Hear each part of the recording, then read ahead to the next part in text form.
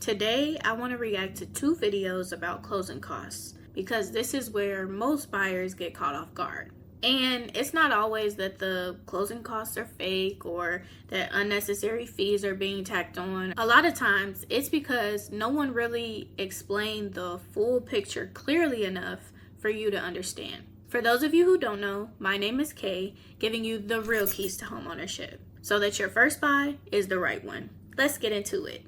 We just bought our dream house, and let's talk about closing costs because on top of your down payment, there are a million fees that you have to pay. So here's exactly how much we paid in closing costs for our $320,000 mortgage. $895 processing fee, $1,095 underwriting fee, $800 appraisal fee, $260 credit report fee, $35 e-doc fee, $1,415.44 for prepaid interest for November and December before we make our first mortgage payment in January, $5,900 for a year of property taxes and insurance into our escrow account, $60 for our deed and mortgage recording fees, $275 closing fee, $500 lender's title policy, $150 owner's gap endorsement. And they say to plan for about 2 to 6% of the mortgage cost for closing costs, which was spot on for us. Our total came out to $11,385, which is 3.4% of the total loan we took out. They did have very delicious coconut chocolate chip cookies at closing, which is very kind of them before they take thousands of dollars in fees. It probably took about $10 worth of snacks and drinks and cookies. Just really had to stick it to the title company with that one, you know? Make sure you are factoring closing costs into how much you were able to put down, because this is money on top of your down payment that you have to pay at closing, that you don't get back, and that doesn't go toward equity in your home. This is exactly how a lot of buyers feel once they see that final number. And I think the reason that this hits people so hard is because the list of fees feels so random when you don't know what you're looking at. A buyer sees processing, underwriting, appraisal fees, credit report fees, e-doc fees, title fees, escrow fees, recording fees, and so many others. And after reviewing all of that, it definitely starts to look like people are just making stuff up. Don't get me wrong, I get why people feel this way at this point in the process. Because you've already saved up how much money you need to close, you've planned, you've stressed enough, and you've waited. Now you're ready to move into your house. So now, seeing even more money due does feel quite overwhelming and can be kind of insulting. This is where a lot of buyers start to doubt themselves and, for lack of a better term, feel stupid for no reason. You start to think, well, maybe I missed something, or I should have caught this sooner, when really that's not the case, because this happens to everyone. That's why I always tell you guys, you're not dumb for asking questions.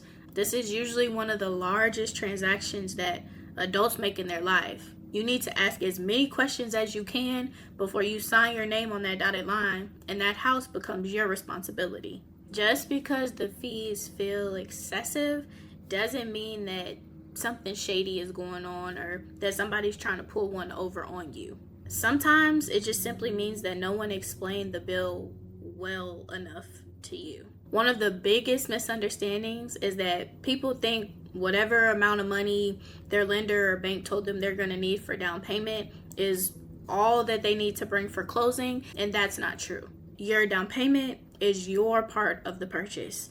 It shows intent that you're serious. Now, your closing costs are the fees that are tied to getting the loan, making sure it's packaged properly, making sure title can be transferred to you clearly, and just overall getting that file ready to go to the closing table. For example, somebody might think, okay, I've saved up X amount of dollars for my down payment and I should be good.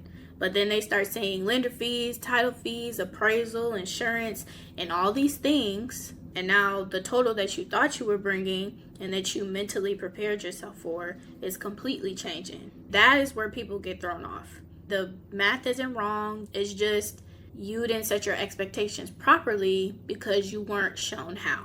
Hopefully after this video, you won't have that problem. Now, if this were my client, I would want them to ask very early on, not just how much am I going to need for my down payment, but how much am I going to need in total to close on this home? What fees are likely coming? And then what am I going to have to pay or what's going to come due before I even make it to the closing table?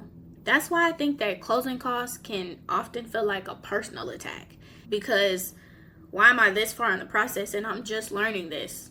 I don't know about y'all, but I'm the type of person that wants to know.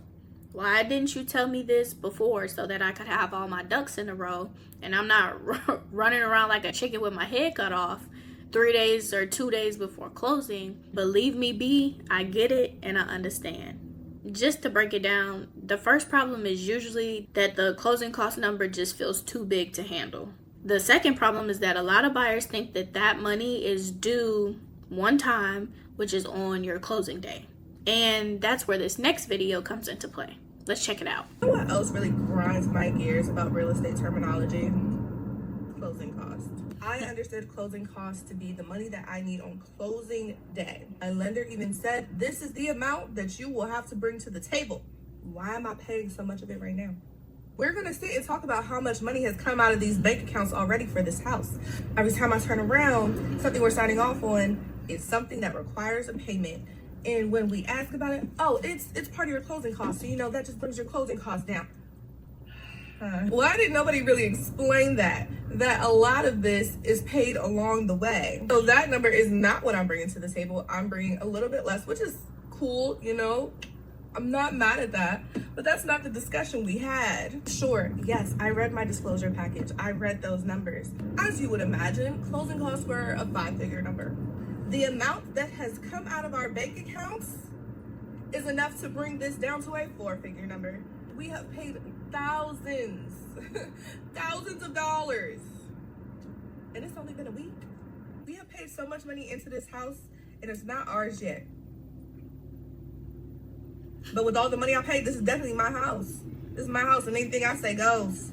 It has cost me too much already. I'm invested. I am in it. I might as well move in tonight. My bank account would like to argue. So if you were thinking about buying a house and you're anything like me, where you had a general idea but not enough knowledge, I'll be here. I'll be here to rant daily.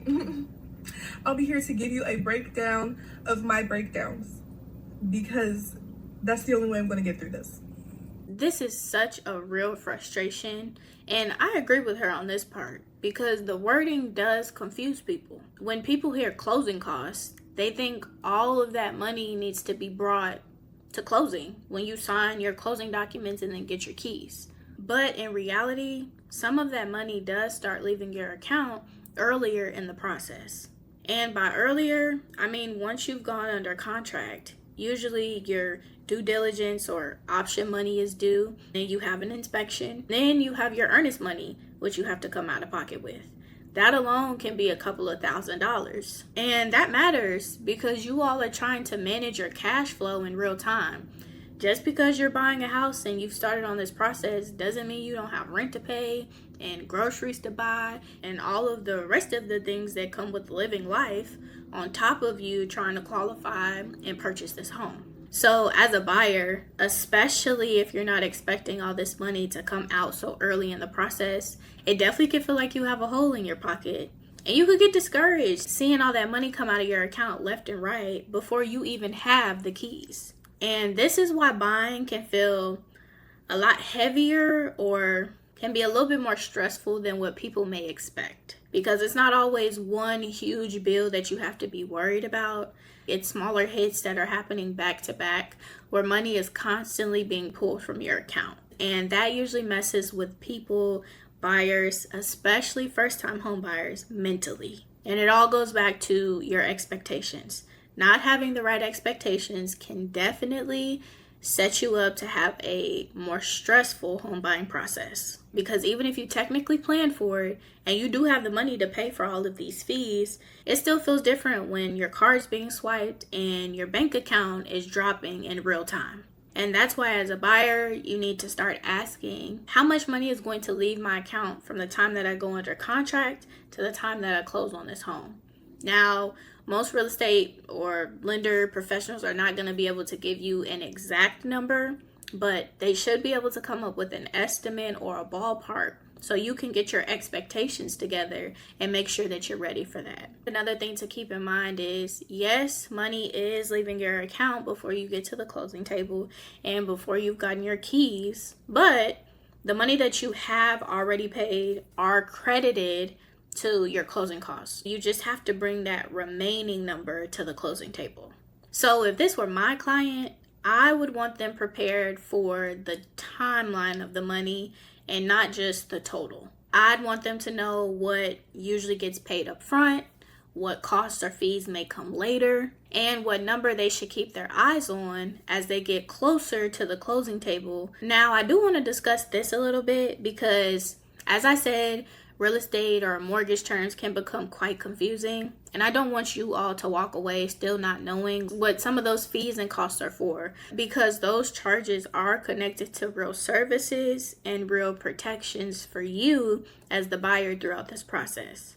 Your lender fees, like processing and underwriting, are tied to the people that are working your file to get it approved and cleared to close. The appraisal is there to help you confirm the value of the property, because you don't want to pay for something and then it doesn't even appraise to that value. Then you've lost out on equity on the home that you bought. The title and escrow fees are tied to making sure that the property can be transferred clearly and that the closing paperwork and funds are handled properly. Your prepaid taxes, insurance, and prepaid interest are there because if you have an escrow account, that has to be established before you can close on that home, so that when your taxes and insurance come due for that year, you're not short on what you owe, but you have enough to pay the bills that are due. So 2 things can be true at once. The fees can be legitimate, and the way that buyers feel about them can still be overwhelming. And this is why I think explanation matters just as much as numbers.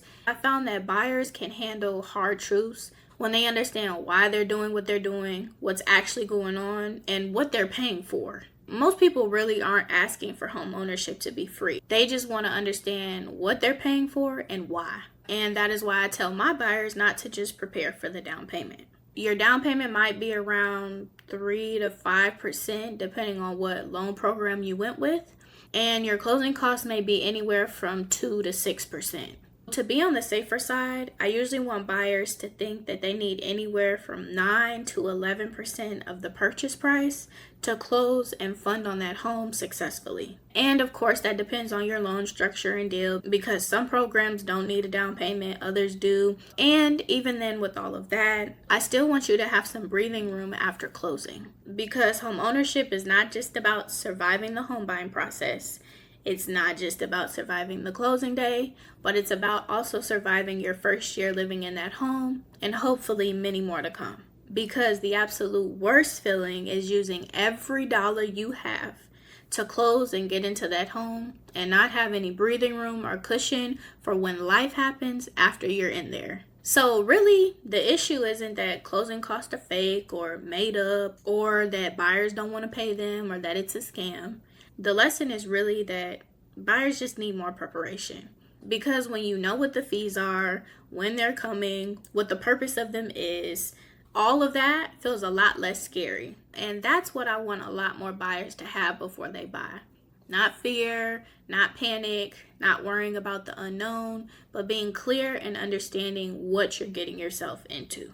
If you are trying to figure out what your real numbers could look like before you start on this process, I do offer one-on-one consultations where we can talk about your specific situation, and I can walk you through what you need to expect throughout this process. The link for that is in the description below. And if you do want a little extra help getting prepared, I also have a free giveaway that's linked in the description as well.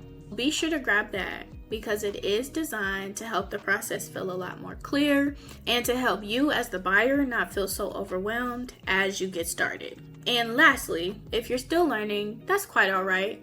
Be sure to check out these next videos, because the more you understand now, the less blindsided you'll feel later. Remember, when you know better, you definitely buy smarter. Until next time, see you in the next one.